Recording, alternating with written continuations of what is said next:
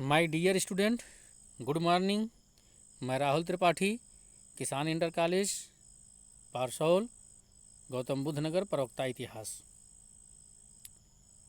मेरे प्यारे छात्रों, पिछले कुछ वीडियो में हम लोगों ने विषय 1 के अंतर्गत ईंट, मनके और अस्थियां,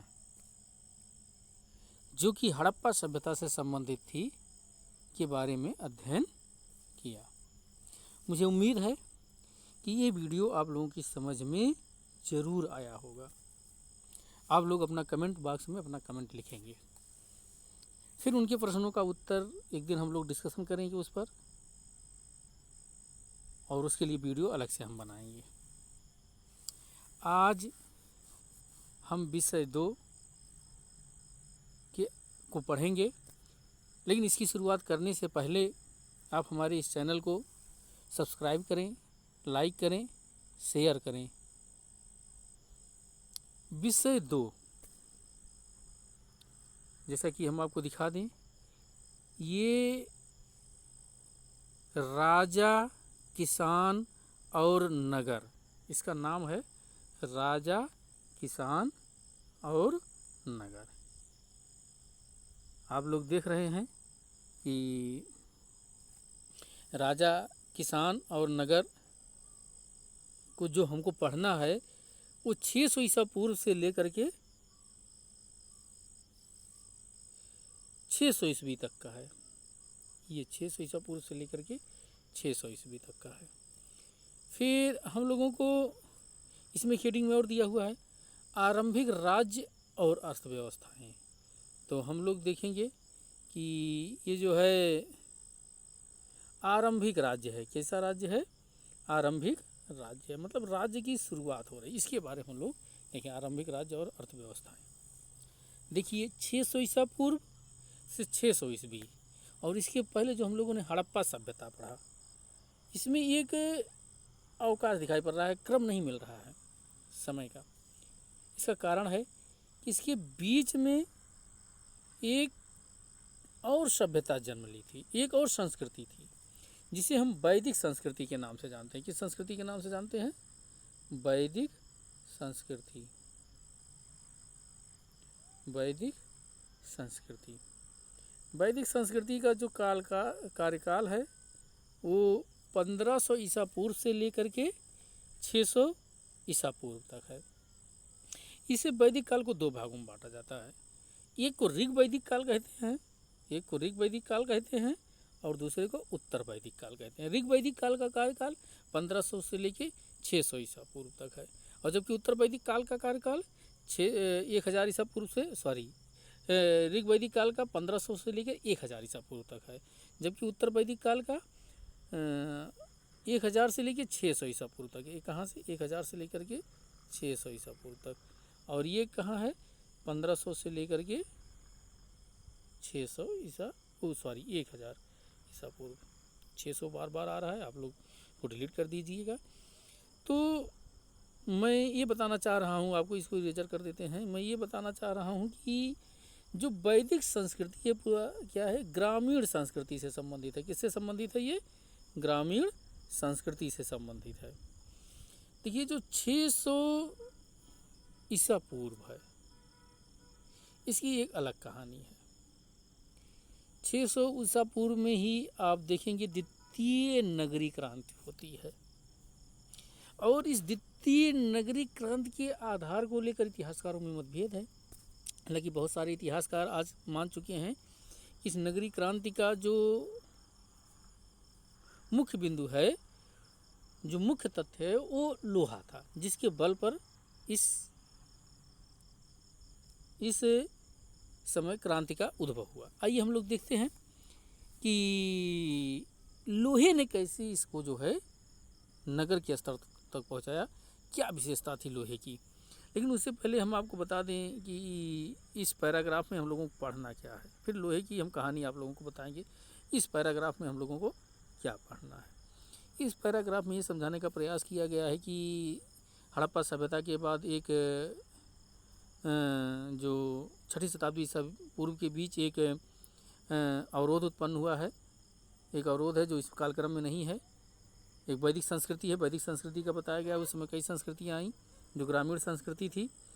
फिर हम लोग देखेंगे कि इसमें ये बताया गया है कि दक्षिण भारत में महापाषाण काल से संबंधित एक संस्कृति थी, इसको बताने का प्रयास किया गया है। और फिर इस हेडिंग में हम लोग ये देखेंगे प्रिंसिप क्या है और पियदस्सी क्या है, इसको भी हम लोग बाद में पढ़ेंगे।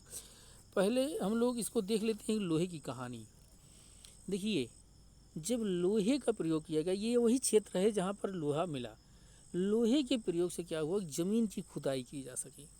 बहुत कम समय में हम बता रहे हैं, लोहे के प्रयोग से ज़मीन की खुदाई की जा सकी और उस खुदाई के द्वारा जो बीज थे उसको ज़मीन के अंदर में गहराई से डाला जा सका, जिससे परिणाम स्वरूप फसलों के उत्पादन में वृद्धि हुई। फसलों के उत्पादन में वृद्धि हुई तो किसानों के पास अधिशेष आया। किसानों के पास अधिशेष आया तो उस अधिशेष के माध्यम से उन्होंने कर दिया, उस अधिशेष के माध्यम से उन्होंने कर दिया। इस कर के माध्यम से राजा, जिसे राजा का हेडिंग में डिनोट किया गया, राजा का एक उद्भव हुआ। स्पष्ट रूप से राजा की अवधारणा आई और फिर अतिरिक्त लोग जो अतिरिक्त लोग थे उनका भरण पोषण किया जा सका और वो शिल्पों के उत्पादन में लगे। पहले जैसे कि अगर शिल्प के उत्पादन में लग जाते थे तो उनको भोजन नहीं मिलता था, लेकिन इस दौरान लोहे के प्रयोग से जो है अतिरिक्त उत्पादन हुआ, जिसके परिणामस्वरूप शिल्प का उत्पादन, शिल्पों में लोग लगे और उनको भोजन मिला। और फिर नगरों का विकास हुआ। किसका विकास हुआ? नगरों का विकास हुआ। कुल मिलाकर के किसानों की स्थिति इस समय क्या हो गई? मजबूत हो गई किसानों की। आप देखेंगे इसी समय इसीलिए कई प्रकार की चीज़ मिलेगी। जैसे इसमें धार्मिक क्रांति होगी, बहुत सारी, जैसे बौद्ध धर्म, जैन धर्म का उदय इसी समय होगा, 6ठी शताब्दी ईसा पूर्व में। ये सब सारी चीज़ें लोहे की देन है। एक चीज़ और था, इसमें रोपाई भी की गई, धान की रोपाई भी की गई। रोपाई में भी ये जो है क्या हुआ? उत्पादन अधिक मात्रा में हुआ।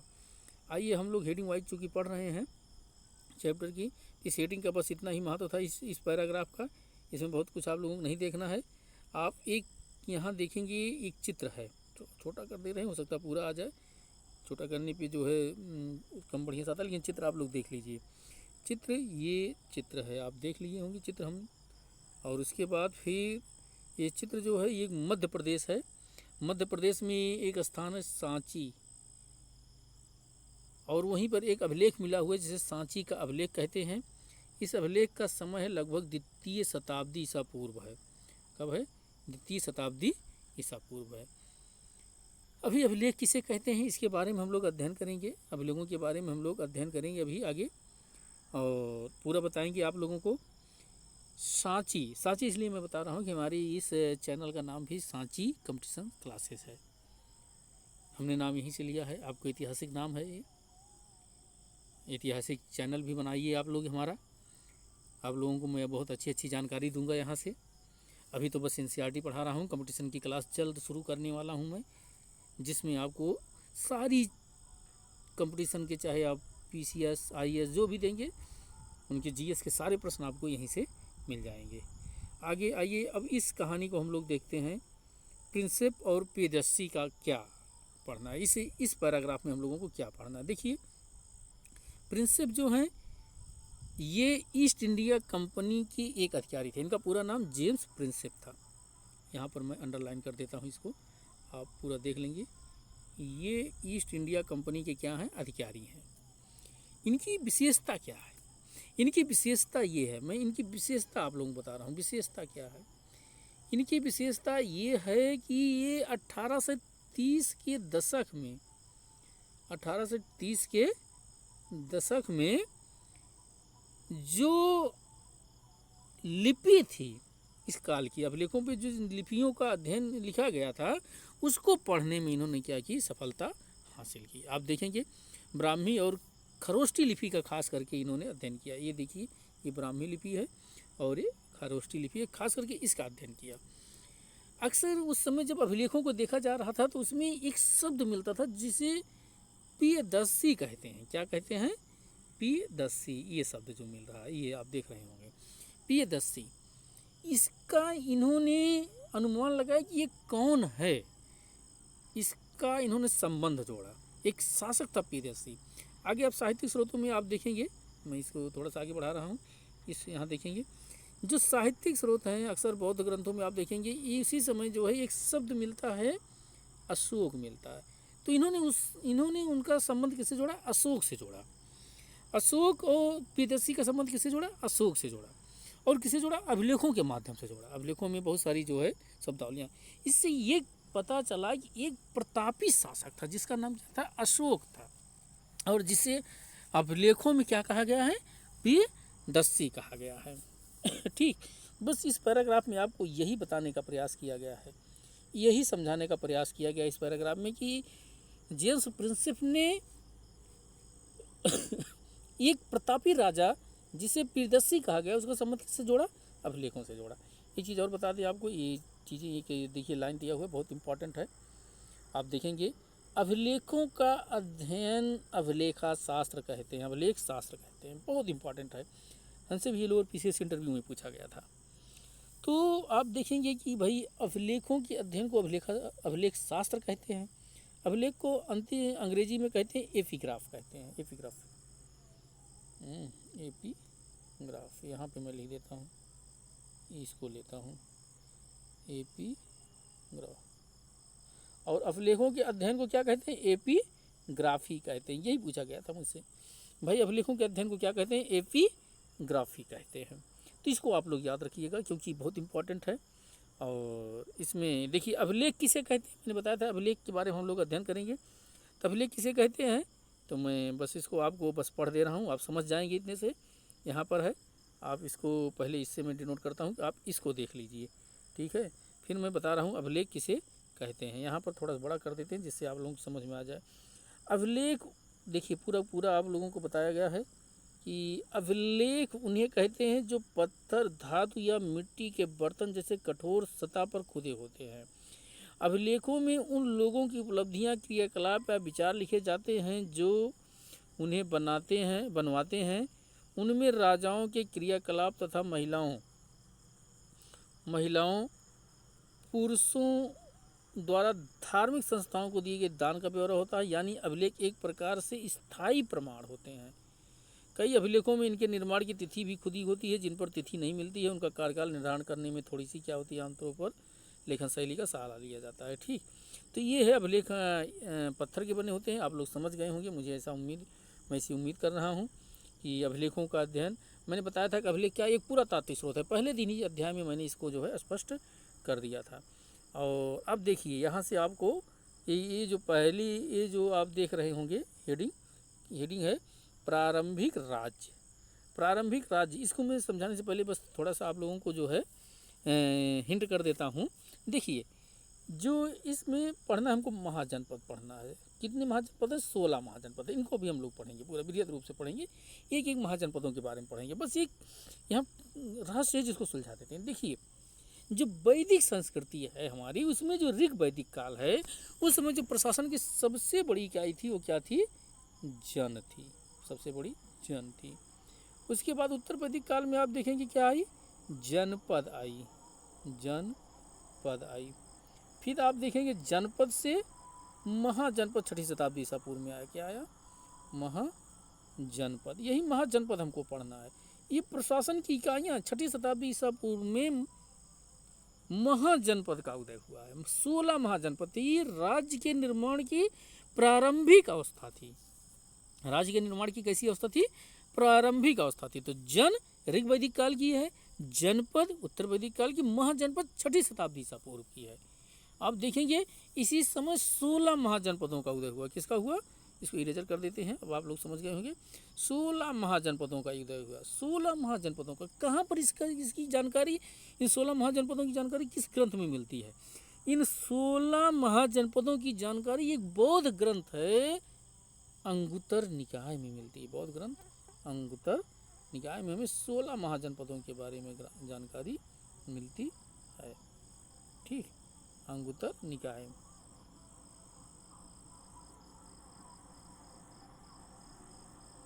ठीक, इसको इरेजर भी कर देते हैं क्योंकि नहीं बाद में इरेजर नहीं होता। देखिए गड़बड़ हो गया, चलो ठीक, कोई बात नहीं।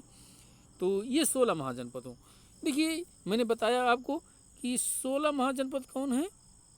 16 महाजनपद से पहले भी ये प्रशासनिक इकाई बननी शुरू हो गई थी, जो ऋग्वैदिक काल में जन कहलाई, आगे चल करके जनपद हुई, जनपद से महाजनपद, फिर महाजनपद के बाद आप देखेंगे राज्य आएगा, और राज्य के बाद क्या आएगा, साम्राज्य आएगा, साम्राज्य सबसे लास्ट में आएगा, और मौर्य साम्राज्य पैसा साम्राज्य होगा, पहला साम्राज्य होगा। मौर्य साम्राज्य कैसा होगा, पहला साम्राज्य होगा। इसको डिलीट भी कर देते हैं इसी समय, नहीं डिलीट नहीं होता है, ठीक। आइए अब हम देखेंगे ये कौन कौन से हैं, यहाँ पर भी कुछ स्पष्ट किया गया है इनको। यहाँ पर जैसे वज्र, मगध, कौशल, कुरु, पंचाल, गंधार और अवंती जैसे नाम मिलते हैं। आपको भी मैं इसका बताऊंगा इस पैराग्राफ में और क्या बताया गया। देखिए इस पैराग्राफ में एक चीज़ और जो स्पष्ट करने का प्रयास किया गया है कि जो ये महाजनपद थी, यहाँ के शासक तो इसे राजा ही होते थे, बहुत सारे राजा होते थे, लेकिन कुछ जगहों पर गण होता था, जैसे कि ये देखिए गण मिला है, गण से संबंधित थे। कुछ जगहों पर जो है आपको संघ मिलेगा, अभी इसमें आप पैराग्राफ में पढ़ेंगे कहीं पर संघ होगा। यहाँ पर देखिए संघ यही कहीं है, वो जैसे संघ देखिए शब्द मिल गया संघ।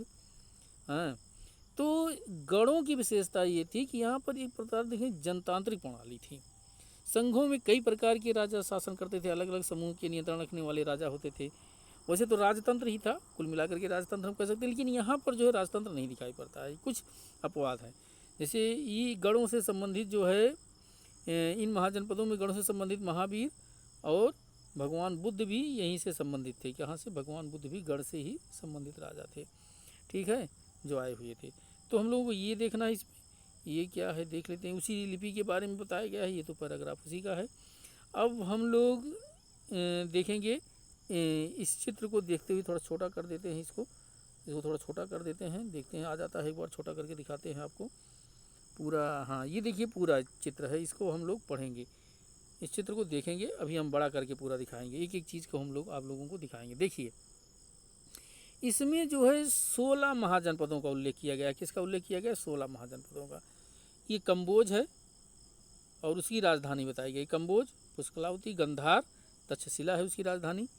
और फिर आप देखेंगे यहाँ पर देखिए ये एक कुरु है, एक सूरसेन है, एक पंचाल है, एक मत्स्य है।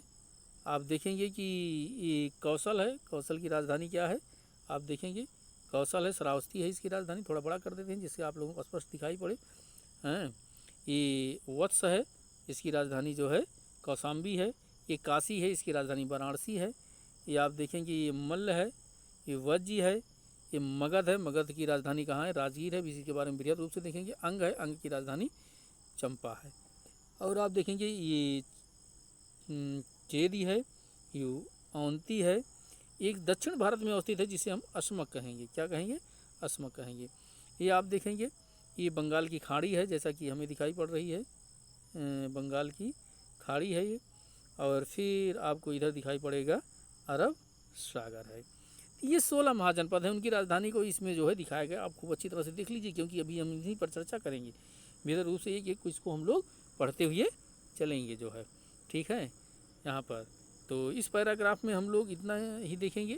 इस पैराग्राफ में मैंने बता दिया कि आपको बस यही देखिए, यहाँ पर जनपद को परिभाषित करने का प्रयास किया गया है। यहाँ आप देखेंगे जनपद किसे कहते हैं, जनपद को, इसको आप देख लीजिए। जनपद का अर्थ है एक ऐसा भूखंड है, का अर्थ एक ऐसा भूखंड है जहाँ कोई जन, मैंने जन पहले बताया था ना, जन किसे कहते हैं, जो लोग, कुल या जनजात अपना पाँव रखता है, अर्थात वहाँ बस जाता है।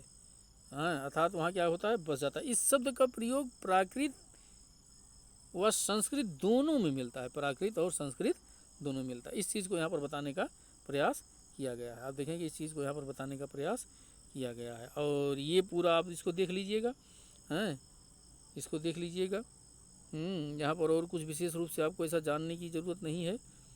और 16 महाजनपदों में प्रथम मगध है, इसके बारे में हम लोग कल अध्ययन करेंगे, क्योंकि वीडियो थोड़ा लंबा हो रहा है, मैं देख रहा हूँ, और लंबा वीडियो देखने में आप लोग ऊब जाएंगे, इसलिए इतना ही। और कल हम लोग इसके आगे जो है चर्चा करेंगे, बहुत सारे रहस्य हैं इसमें जिसको आप सुलझाएंगे। देखिए पहला चैप्टर बहुत महत्वपूर्ण होता है, पहले दिन की पहला पैराग्राफ, उसको आप अच्छी तरह से समझ लेंगे तो कोई दिक्कत नहीं होगी। धन्यवाद।